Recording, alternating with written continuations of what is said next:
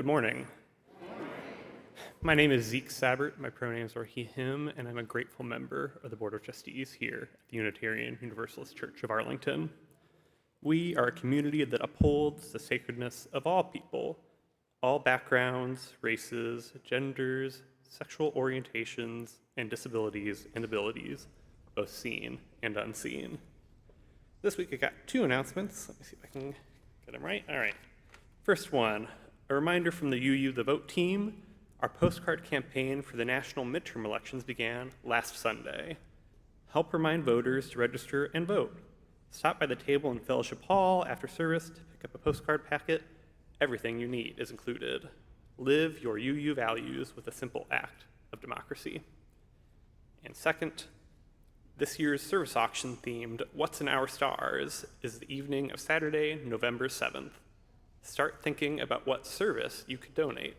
Knit a sweater, host a dinner or party, mow a lawn, give a lecture, or sermon. There are endless possibilities. The Tiny Jewel Box is back for another year. Collections of never-worn earrings, necklaces, pins, purses, and scarves will start September 13th. You can also join the services auction team. It's loads of fun and a great way to meet new people. After service, please stick around in Fellowship Hall for coffee and community, or if you're looking for a quieter space, the welcome room is down the hall to the right as you exit the sanctuary. Whether this is your first time or you're a longtime member, I'm glad you're with us. Welcome to UUCA.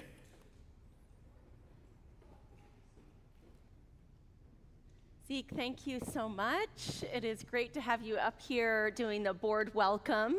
Zeke is part of our worship associate team, and so he's been up here doing that kind of thing, but now on the board. That's exciting, yay. As we begin a new year, a new congregational year in July.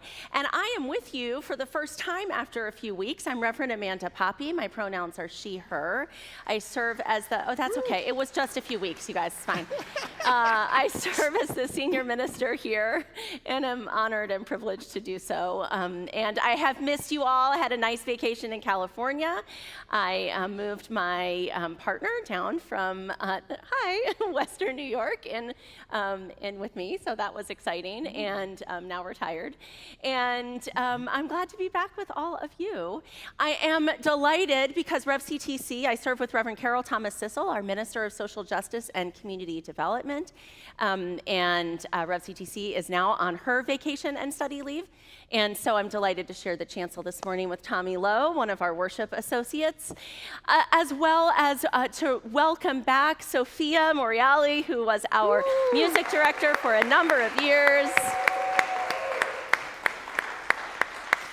Summer is such a great time to have folks back with us, and Sophia, it's always a delight to have you here. And to be with the whole team that makes worship possible on Sunday mornings, our AV folks, including Cameron and Art. Some of you know that Art is heading off soon, and we're getting our hugs in before he and Stephanie move across the ocean. With all of you who are here, the cup washers, the volunteers, the RE volunteers, our child care and nursery staff, everybody who makes Sunday possible, including all of you, whether you are here in the sanctuary or you are watching online, I am so glad you are here. I want to invite you online to say hello in the chat. And if you are here in person, to turn toward each other and say hello, especially to someone whom you don't yet know.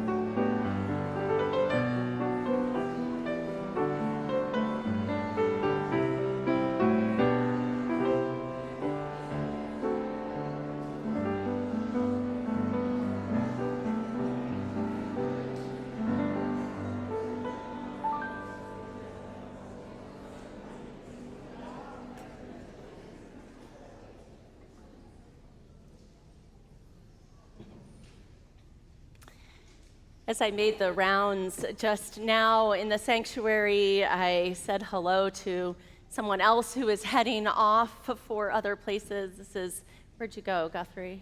This is Guthrie's last Sunday with us. It has been a joy to have them with us here. And I know that last Sunday was Marilyn's last Sunday as she headed off. And so I am just holding all of the comings and goings of a congregation, people who are in our lives for a few years, for a few decades, for a single morning. And what it is to hold all of that and to know that our paths cross in unexpected ways. And so when you all are ready to come back, obviously we're right here. But I'm holding all of that this morning. And so I want to invite you into a call to worship that brings into the space those who have been in our lives for a season, for a whole long chapter, for the whole book, right? For the whole time. I invite you to just take a breath and bring into this space all of those who have traveled this journey here in this congregation with you, or who have traveled any part of your journey. Take a breath and welcome them in. If you are moved to say their names out loud and bring them into the space, I invite you to do that.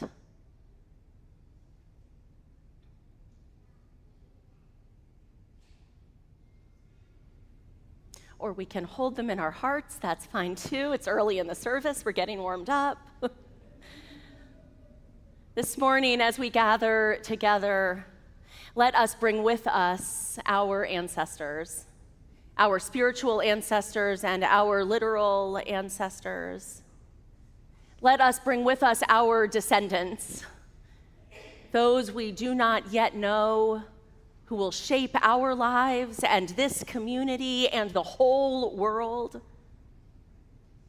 Let us bring this morning our neighbors, our comrades, our compatriots, those of us who make up this community here within the sanctuary in Arlington, in this country. And let us bring this morning our full selves, all of who we are, every identity we have been and are becoming, every piece of our journey that we remember and do not yet know. I invite you to bring into this space the fullness of this community, past and present and future, and the fullness of who you are. Welcome. Let us worship together.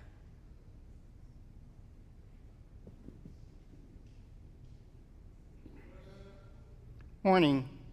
Morning.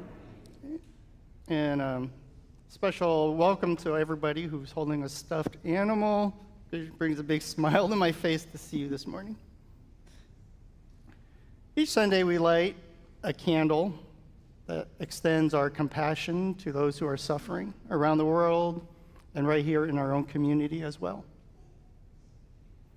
I invite you to think about the questions you ask yourself this morning. For most of us, the questions probably sounded like this. What will I wear today? What will I eat for breakfast? Do I have to go to church? This candle of compassion is for those who had to ask the difficult questions this morning. Where will I find food for my children? Is the water safe to drink? Will the bombs fall today? When will the pain end? And how much longer do we have? May this flame remind us to hold them close to our hearts today.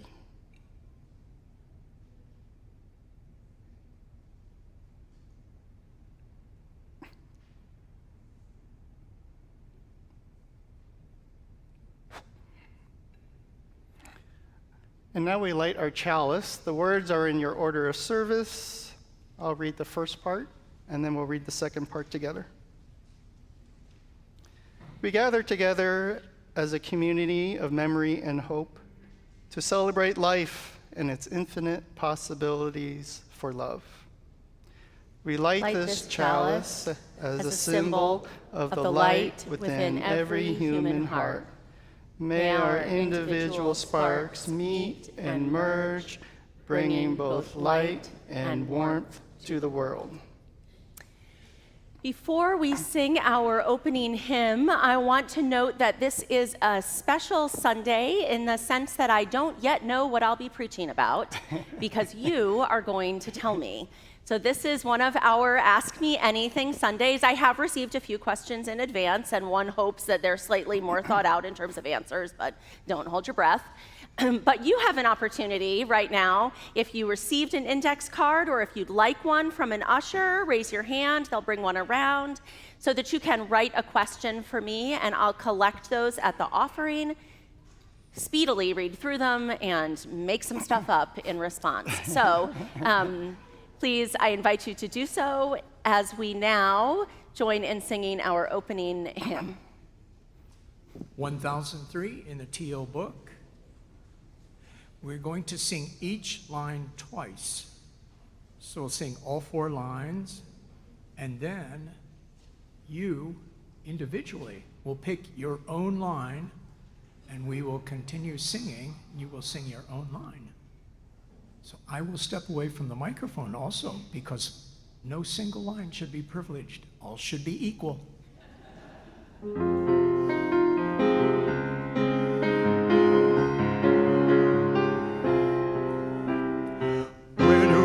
Come from? What are we? Where are we going? Where do we come from? What are we? Where are we going? Where do we come from? Where do we come from? Mystery, mystery, life is a riddle and a mystery. Mystery, mystery, life is a riddle and a mystery. Where do we come from? Where are we going? Where do we come from? Where are we going?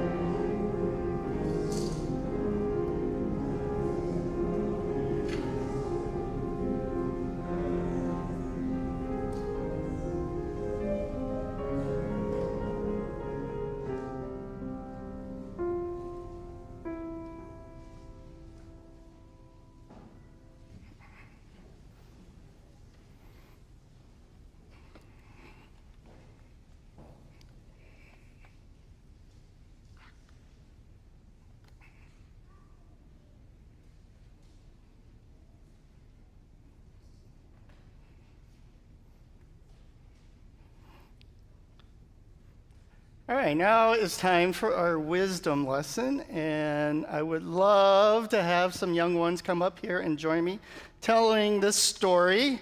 This is a story that I actually wrote myself, and it's a story about my friend, Joan Perry, who is also a member of this church, and here she comes.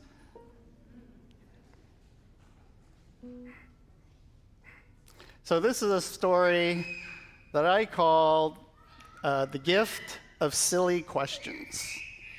You guys ever ask silly questions? No?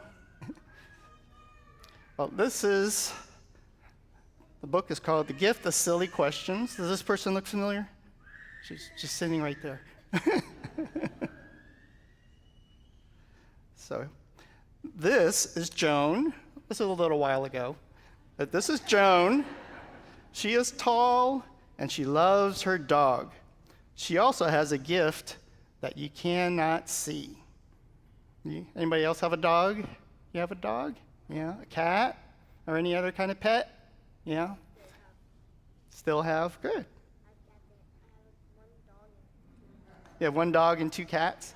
Oh, and you got a dog too. That looks just like, what was it, the dog's name? Spot. Okay, so that looks just like Spot. Joan wakes up in the morning. She sits down for breakfast. When she's done eating, Joan says, "Thanks for cooking, Mom. Tomorrow, can I have a bowl of spiders instead?"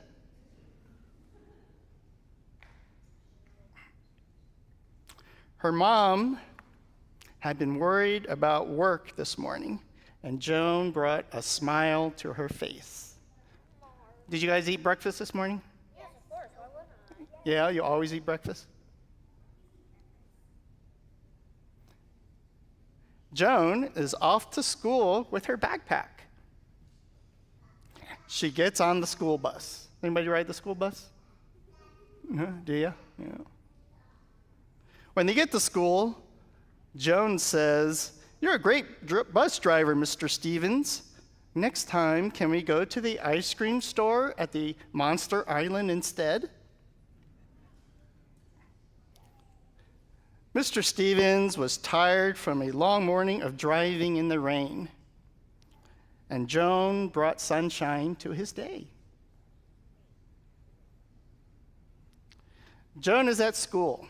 She loves recess. Anybody else like recess? Yes. Me too. Joan sees her friend Steven fall off the swing. She says, "You got up so high on that swing. Next time, can you bring me the moon?" Steven laughed, and he forgot that he had scraped his knee. Anybody else like the swing? You guys like the swing? No, but I like scraping my knee. Yeah. You like scraping your knee? I was always scared of the swing. Joan is on her way from school. She sees a male woman carrying a large bag. Joan says, "Was your mom a kangaroo?" "Thank you, Mrs. Chang, for bringing me my letter yesterday." You're a kangaroo.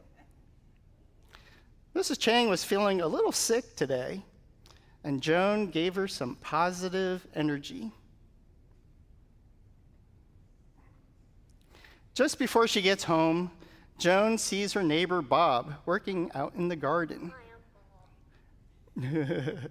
Joan decides to grab a shovel and join in. When they're done planting the flowers, Bob says, "You're a great helper, Joan. Tomorrow, can you build me a skyscraper made of sticks?" You guys know what a skyscraper is? Yeah. You ever been in one? Up in New York City, they got a lot of skyscrapers. Joan had been feeling a bit down today, and Bob made her feel a little bit better about her sad news. You guys ever feel sad? Yeah, that's okay. I sometimes feel sad. You guys ever feel sad and then you pretend that you're not sad? Yeah. I do that. Scratch my knees. I always. It's time for bed and sweet dreams. Before she falls asleep, Joan asks herself a silly question. Well, that's up to you what the silly question is. So that was the story. I hope you enjoyed it. I try to capture Joan's really kind and sometimes silly nature and how she makes people around her feel. Thank you. Okay, now we'll sing you out to your classes.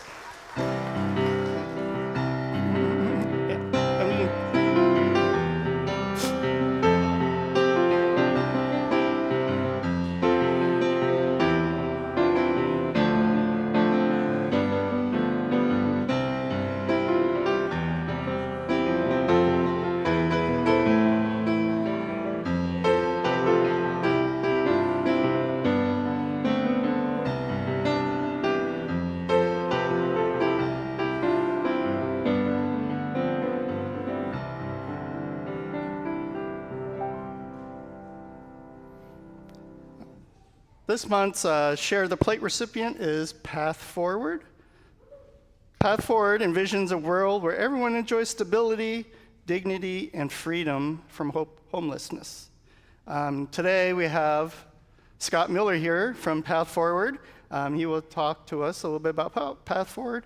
Scott is the Community Engagement Manager for Path Forward.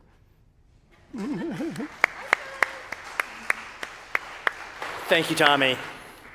I am indeed the Community Engagement Manager with Path Forward. And at Path Forward, our vision and our mission is to provide stability to people experiencing homelessness. We work with adults throughout the community. And on behalf of Arlington County, we're actually the sole service provider for adults experiencing homelessness in the community. We've had a long partnership with UUCA. I'm here to say thank you. Thank you for being the beneficiary of the Share the Plate this month.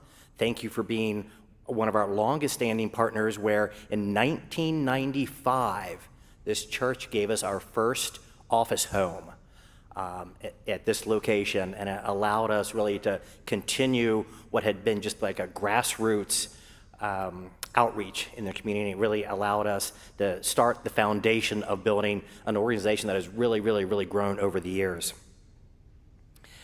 Currently, as an organization, we actually run the Homeless Services Center in Courthouse.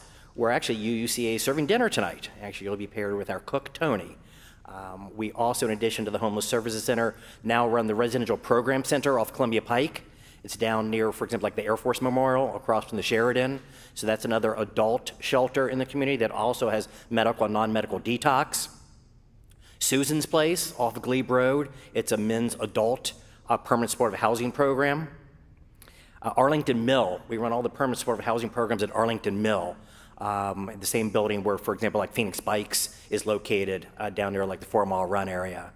And we also own an apartment building in Westover, actually in North Arlington, where we have on-site life skills coaches around the clock, nights, weekends, holidays, and it's really to house those clients that maybe have more fragility and housing instability than others. So we really come a long way. Our goal is ultimately to provide not just shelter and not just food, but permanent supportive housing. And with your help, you know what? We've just housed our 500th client.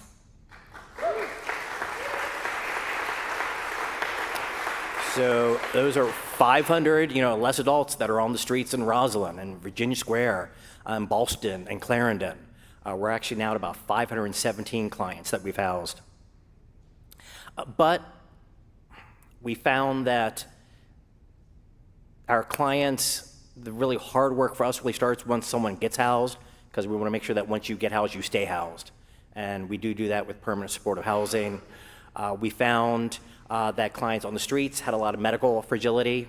And right now, our forward-looking focus as an organization is, yes, continuing the stability of providing street outreach, yes, shelter services, absolutely permanent supportive housing, eviction prevention, but our focus moving forward is really the elderly. We found that 45% of our clients are aged 55 plus, and living on the street is really difficult, and there's not a lot of options for those individuals. So I'd like to think that this candle that's lit next to me is really in support of people like that, where really they're looking to the community to help them navigate the challenges ahead. 2021 was a big year for us. We started our first mobile medical program. And actually like street outreach. So those are for people who won't come through the front doors of one of our resource centers for a variety of reasons. And sometimes they're like their own barrier to housing themselves. So the model with the mobile medical program is we go to you. With a registered nurse, which is a licensed clinical social worker, and a street case manager, we're hitting the streets. I mean, this is 7 days a week, 4 a.m., and we're connecting with those folks that just won't come in, and we're taking them a bagged meal. We're tending to their medical needs. We're encouraging them to come into the center. So that was a program that started in 2021, and our fiscal year just started July 1 of this year, so I'm really excited to announce we've actually formed our second mobile medical team. And that mobile medical team isn't necessarily focused on street outreach or shelter, but actually our house clients. Because we found that all of our clients are now in housing and they have stability of a roof and a door that locks, that they weren't going to their doctor's appointments. They weren't refilling their prescriptions. They weren't taking their medication as prescribed. So this second mobile medical team is actually for the permanent supportive housing clients. So we'll visit with them in their apartments and make sure they're getting the care that they need. So for us, 500 clients, it is amazing. There are still 285 clients on the streets who won't come in, and those are the clients we hope between now and next year and the year after that will get housed. But really as a community, we're doing it together. We're doing it with our partnerships, and truly I feel like together we can truly end homelessness in Arlington. Thank you for your support so much. That's all I have.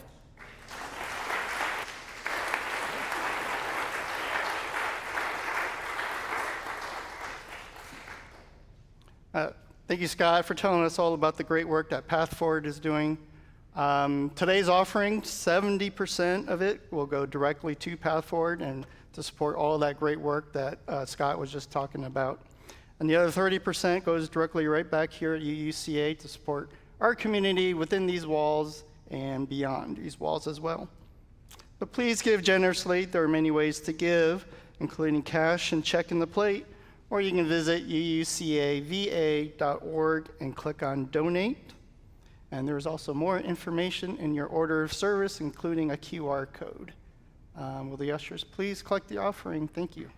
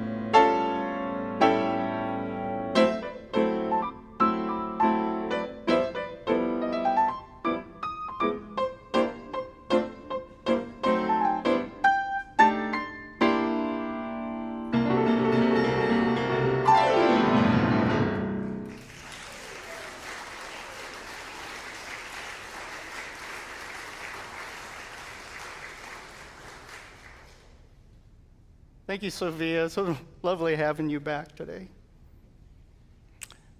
Will the ushers please bring forward the offering? And yeah, if you have any questions, that you wrote down in the index cards, we'll take those.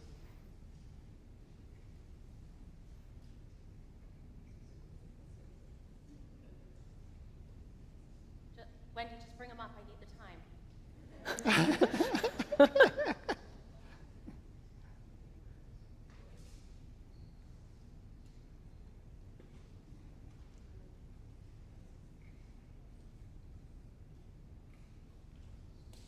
Thanks. I'll let you all. Oh, okay. Okay. Yeah. Okay. Okay. Zeke's got a few more. Great. Yep. Great. All right. Thank you. Okay. We'll now bless our offering. The words are in order of service. We bless and receive these gifts, opening our hearts to true generosity. Let us be grateful when we give, be it time, talent, or treasure. Let us be grateful for our needs and the experience of vulnerability. Let us be grateful for those who share their gifts to nurture this congregation. Thank you.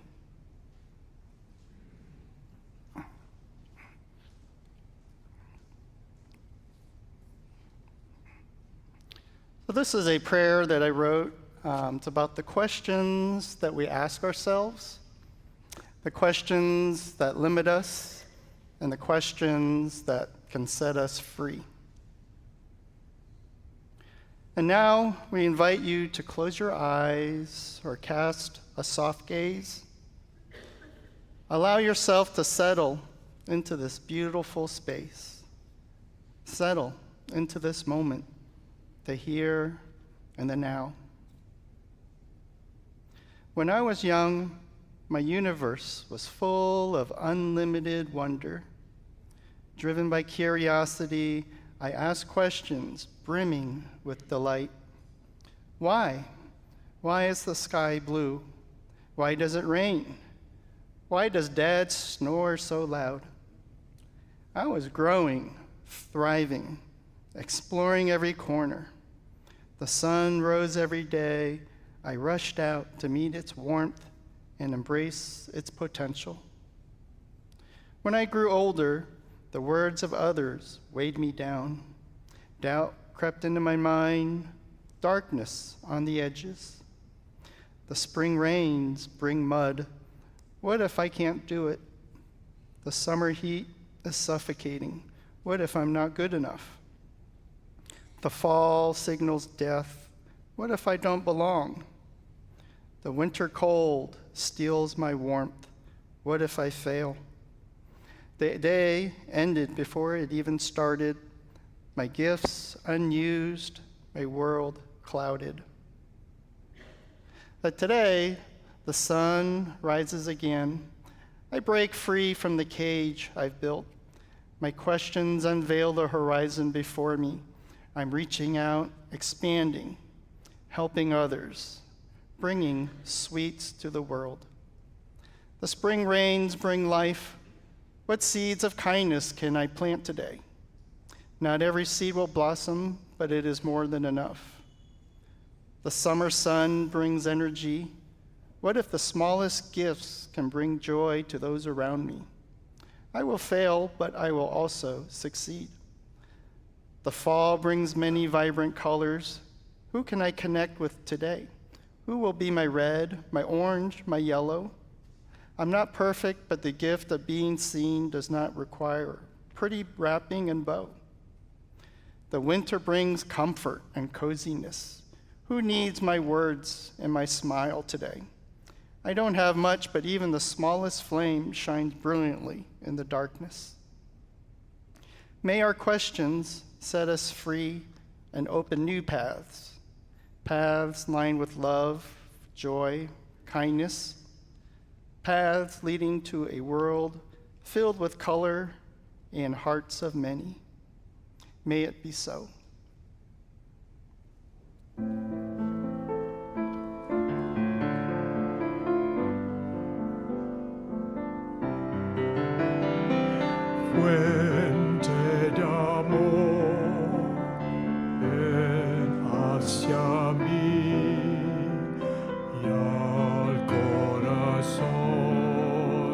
dándole tu compasión.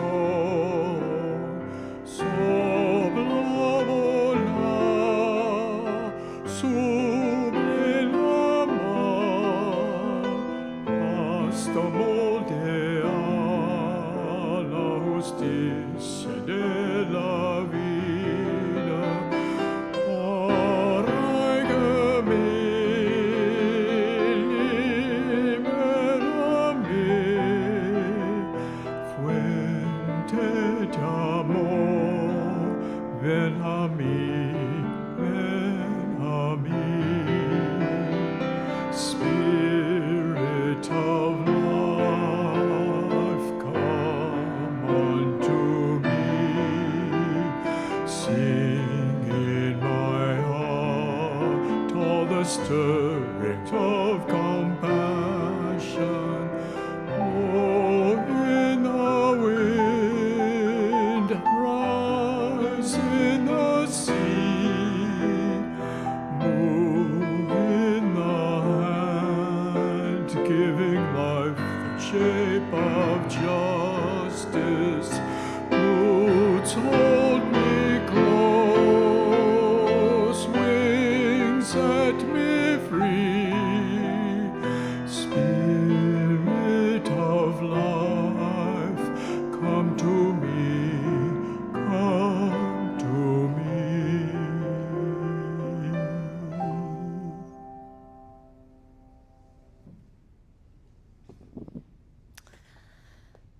Well, you all asked a lot of questions. I like to do this question and answer service in the summer, in part because there are fewer of you in the summer than during the year. So I thought maybe I'd be able to handle what came in. No, I won't. But also because what you are asking, what you are thinking about, what you are wondering, becomes then what I try to preach about in the coming year. Like, it helps us to create our sermon series, our services, what we put together. Really, I am in this not for whatever answers I might come up with, but for the questions you are holding, for what it is that you find important and meaningful, what you wonder.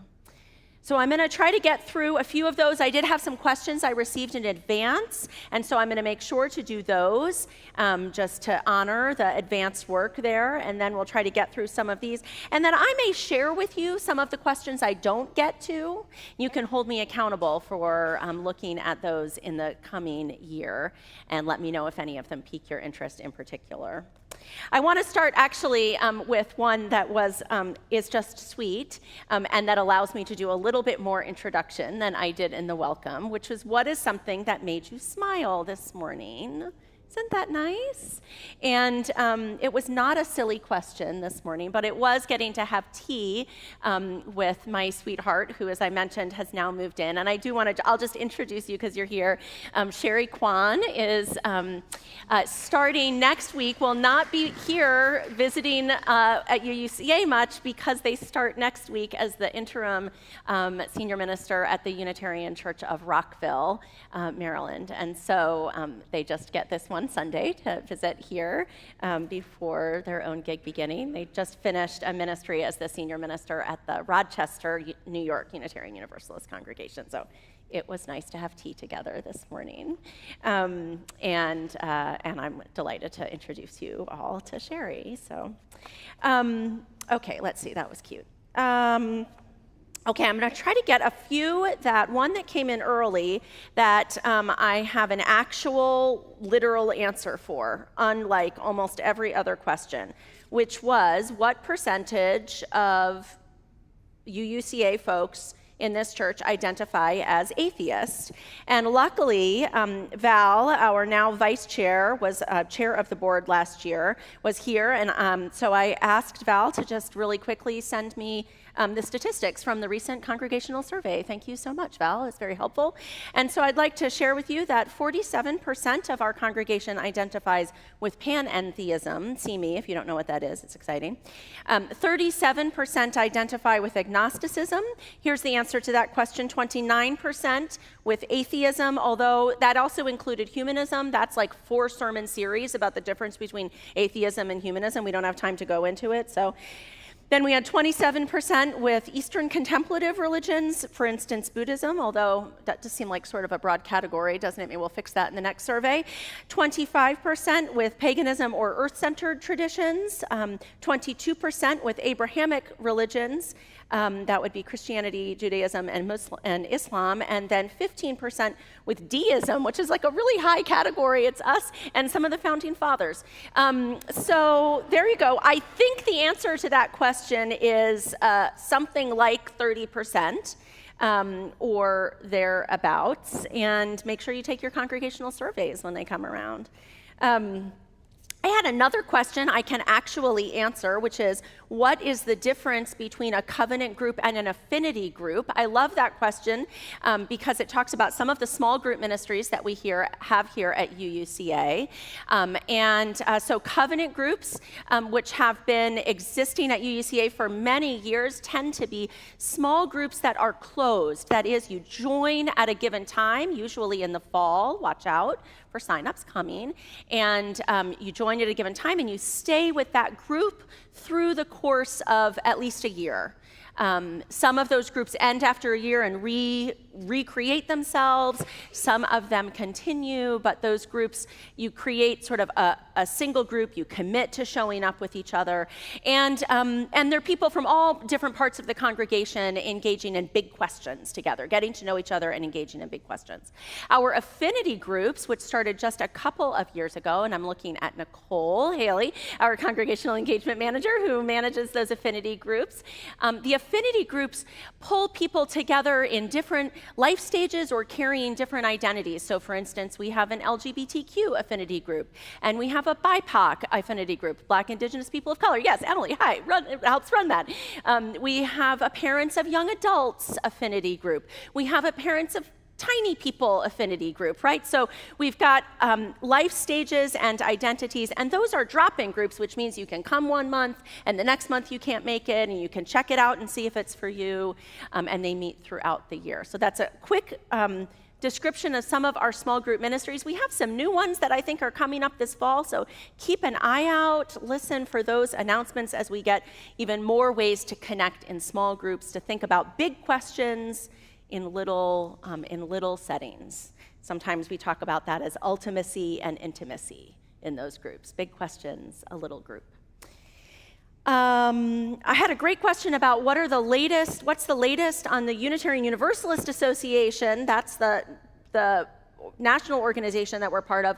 Member numbers, is it static or growing? I think the answer is it's static. I don't have the details, so I'll see if we can get that. Probably Val's looking it up on her cell phone right now, or maybe our current, Val's now like, am I supposed to be? Should I be? I'm not.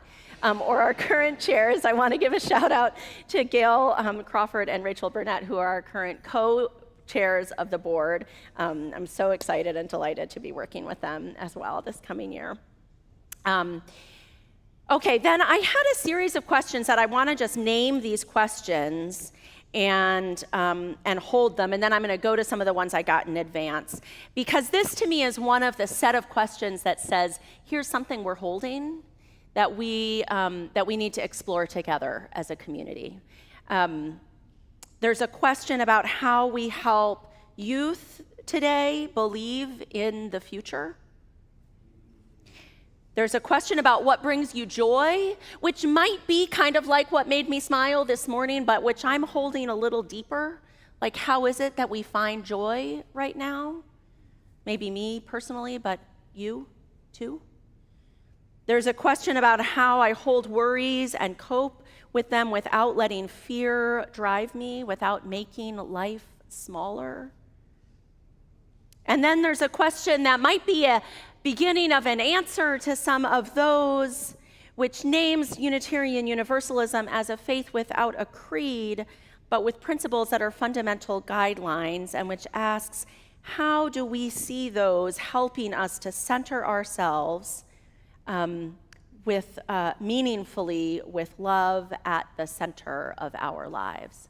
So I just want to hold that whole section. I think that's a set of questions about fear that we hold, about worries that we hold, perhaps in our own lives or for our collective future, and how we center love and find joy in the midst of that while working toward justice. I mean, I think to me, this set of questions is like, should we have church? Yep. Yep. Because for me, the answer is so often in community with other people. So often it's coming in and borrowing someone else's hope for the morning, or being taught about what is possible by seeing someone else's life unfold, or seeing the justice work they do by hearing in happenstance and passing, as Scott and Tommy chatted before service, that Tommy's going to serve at Path Forward, to know that these connections, that good work is happening, even when I don't know about it. That to me is part of what community offers, and it's part of what Unitarian Universalist values offer as well.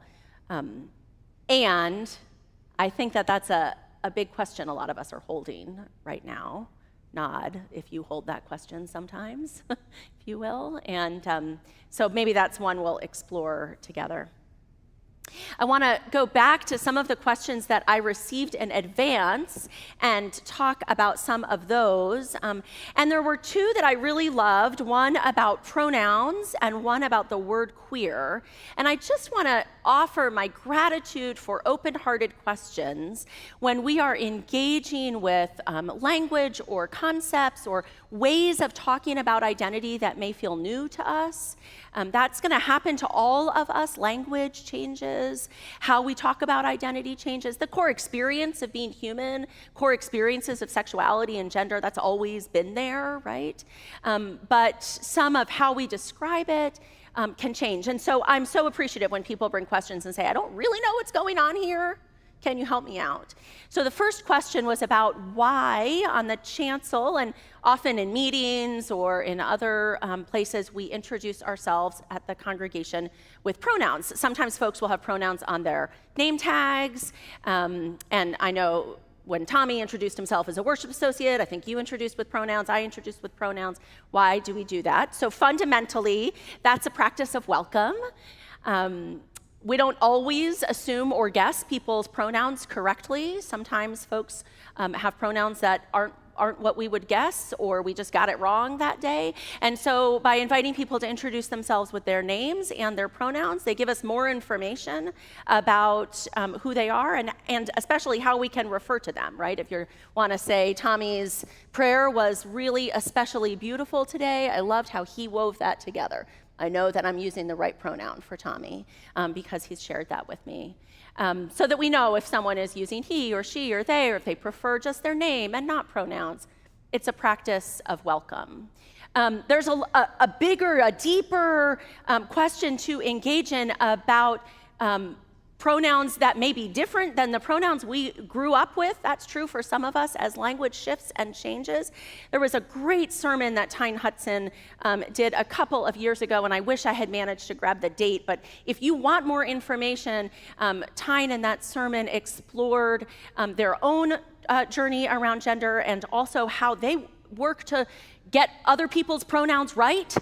And I just loved the way they framed it. If you'd like more of that, send me an email and I'll send you the link to that sermon. It still sticks with me these couple of years later. So, pronouns, practice of welcome. Okay, that was how I did atheists. All right. The next question was about the word queer. The person who sent in the question said, you, that's me, identify as queer, and I don't know what that means. So can you explain that?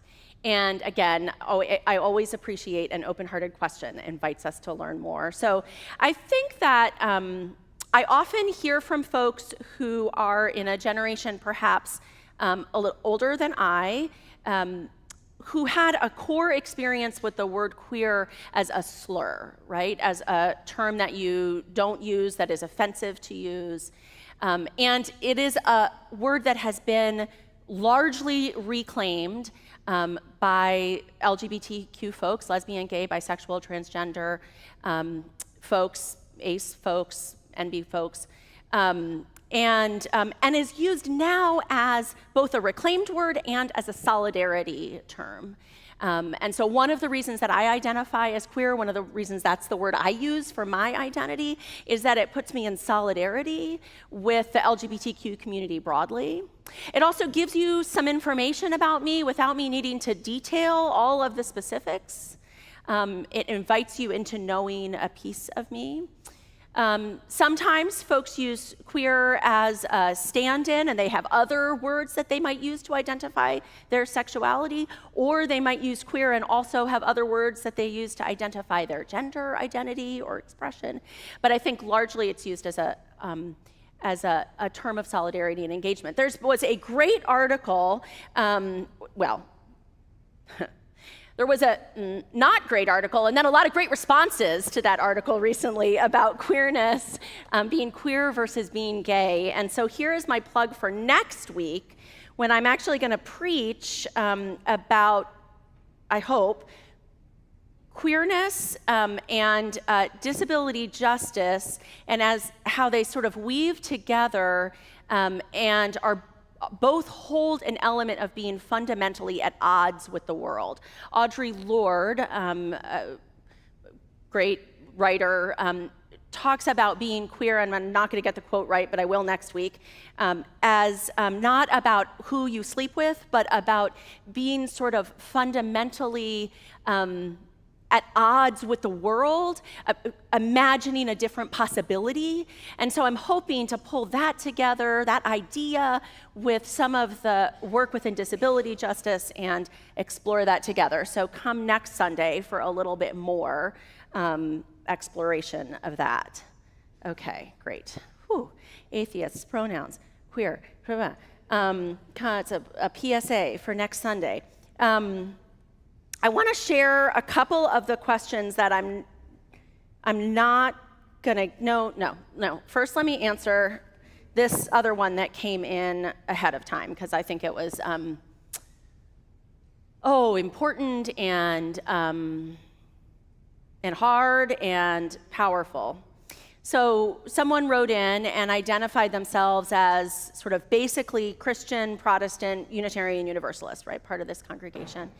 And they were asking how they could speak against the genocide in Gaza and against Palestinians without being experienced as anti-Semitic.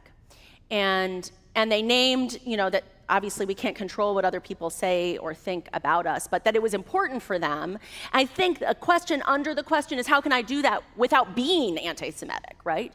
It's not just what do people call me, it's how do I hold that in ways that are in relationship with all of the people that I care about. Big question. I think there is a piece here that asks us to hold the complexity of this issue in a way that many of our other justice issues, we have a tendency within Unitarian Universalism to go kind of move forward on a justice issue and to assume that like all the people that we're in relationship with, the people we respect, the people we're friends with, are going to be pretty much on that same place in the justice issue with us. And within Unitarian Universalism and in other progressive traditions and progressive communities, I think there has been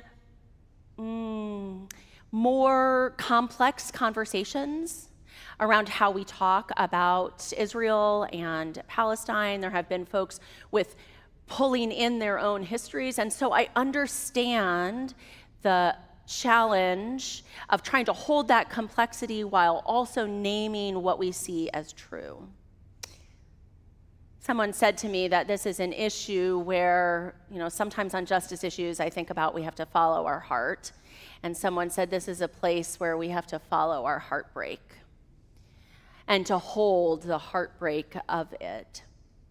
I think on a practical level, one of the ways to do work and to be engaged countering genocide in the Middle East is to do so in relationship with Jewish Voices for Peace, of which there are many here in the United States and internationally, and to be in relationship, in conversation, whether we ourselves are Jewish or not, with Jewish leaders who are seeking peace and equity and end to apartheid and genocide.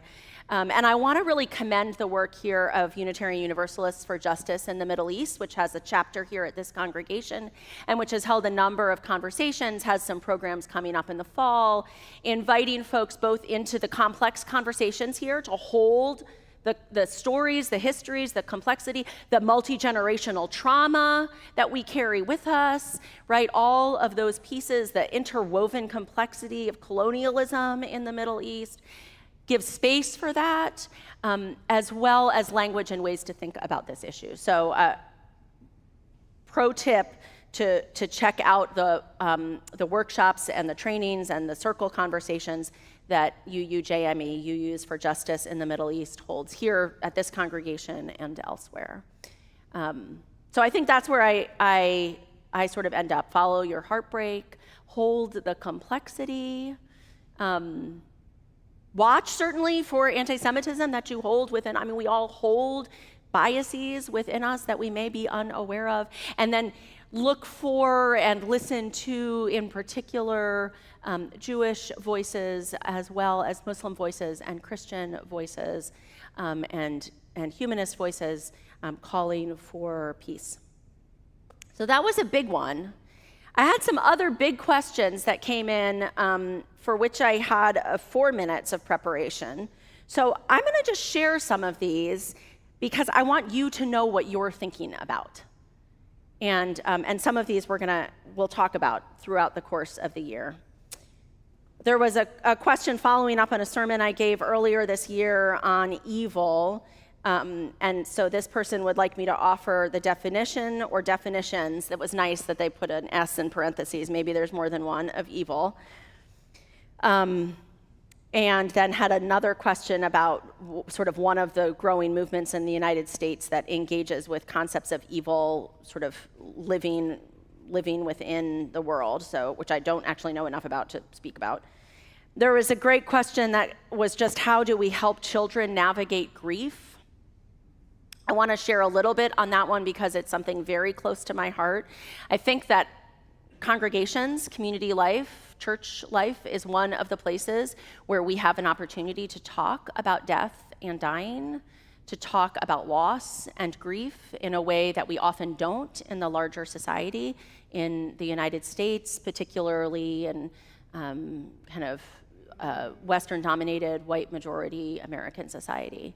And so I want to name how important that work is for a congregation and how it is important through the lifespan. It's one of the reasons why our Remembrance Sunday each year, where usually at the end of October, beginning of November, we gather as a community, we light candles to remember, to name those we have lost, either in the past year or losses that just live in our hearts still. It's one of the reasons why that Sunday is always a multi-generational Sunday. Our kids are with us for that. And let me tell you, they come up and light their candles for their grandmother or their pet or their neighbor whom they have lost and are grieving. And so being in community, naming to children that death happens, that it is a part of life, that we remember together, that we're sad together, that we can laugh together about the people that we miss, and we can mourn them. All of that is how we help not just children navigate grief, but adults as well. And then if you want book recommendations, I have 4 or 5 really great children's books on death, dying, and grief. But ultimately, the answer there for me is in community and in conversation, that is a part of the life that we share together. It's a good segue to someone asked a question, which I can't find now, about Unitarian Universalist rituals, sort of what are Unitarian Universalist rituals that mark life passages. And so I will just name Remembrance Day is one of them, our Sunday gathering, water communion, which happens the beginning of September when we bring waters from our home, our spigot outside, our hose, that lake we got to visit on a family reunion, the ocean, if we were lucky enough to see an ocean over the summer. We bring those waters together and share them here. That marks a passage in the year. Flower communion in the spring is one of our Sunday rituals. And then throughout a person's life as well, we dedicate our children to the care of the community. That happens usually once or twice a year here at UUCA. We have marriages and memorial services marked in the life of the community as well. So just a little bit about some of our rituals and traditions. Oh, I gotta wrap it up. Okay, here's what else you're thinking about. What is something you learned at seminary that has been surprisingly practical or useful in your life? That's actually a great question. I'm gonna think about that more. Probably family systems. Y'all know I love family systems. Okay. Is polyamory a relationship structure, a family structure, or an identity, or both? And how do you know if that's part of your identity? Great question. What happens to us after we die? Thanks, guys. Then sub-question, maybe what do you believe? No clearer. Or what are options of what to believe? What do some religions think? What are some ideas to try on? I actually think this is a beautiful question, though I find it overwhelming. And watch for a sermon to come as we have some opportunity to think about how do people think about death and dying and what happens next. I'll say on my drive-in this morning, I listened to my church playlist, and the first song is a Dolly Parton and Brad Paisley song basically about going to heaven, which isn't exactly what I believe and which I also somehow think is true. So I guess I'm gonna run my hands through the lion's mane, like Brad Paisley said. I don't know why I think that's real, but here I am. So we'll do some exploring together this year. And then finally, who is the best Bond, James Bond? And this person listed Sean Connery, Roger Moore, George Lazenby, Timothy Dalton, Pierce Brosnan, or Daniel Craig. My answer is Hannah Waddington. Okay. There we go. Thank you for your questions, for your responses, for your wonderings. Keep them coming. Ask me more so that we can find the answers together. We are not going to do that reading because we're post-time, but I encourage you to look it up. It's one of my favorites by Rainier Maria Rilke. But instead, we're going to just sing to close us out. I invite you to rise in body or in spirit to sing our closing hymn as Sophia helps us on the organ and Chuck leads us. That's hymn 354, verses 1 and 4.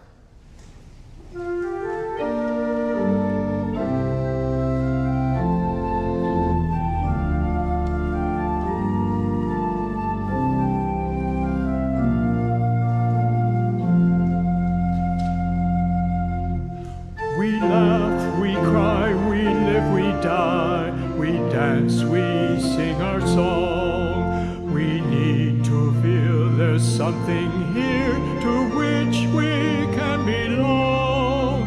We need to feel the freedom just to have some time alone. But most of all, we need close friends we can call our very own. And we believe in life and in the strength of love. And we have found our need to be together. We have our hearts to give. We have our thoughts to receive. And we believe that sharing is an answer.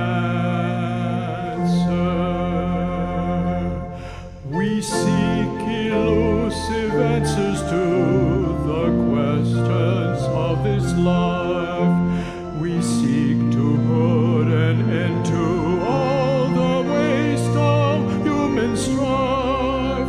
We search for truth, equality, and blessed peace of mind. And then we come together here to make sense of what we find. And we believe in life and in the strength of love. And we have found our joy being together. And in our search for peace, maybe we'll finally see, even to question truly is an answer.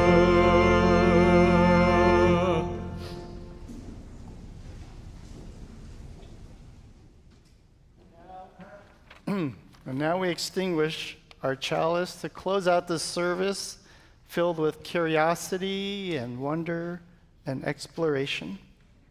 The words are in your order of service. We extinguish this chalice, but not the light and warmth it represents.